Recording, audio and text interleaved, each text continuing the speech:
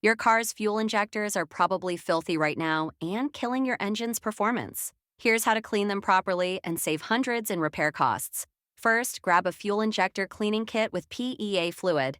It's the only one that actually dissolves those stubborn carbon deposits. Pop your hood and locate those injectors. They're usually near the intake valve close to your dashboard. Now for the fun part, disconnect the fuel pump from the injectors and hook up that cleaning kit to the fuel port. Super important. Remove your gas cap to prevent any pressure buildup. You don't want your engine going boom. Turn on your car and let that cleaning fluid work its magic for about 5 to 10 minutes. The engine will shut off on its own when it's done. Then just reconnect everything and you're good to go. Here's the real talk. Do this once a year or every 15,000 miles.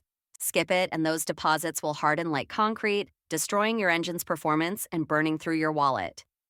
Can't handle the DIY? No shame. Get it professionally cleaned. It costs more upfront, but beats replacing your entire fuel system later. Your engine will thank you with better performance, improved fuel economy, and a much longer life.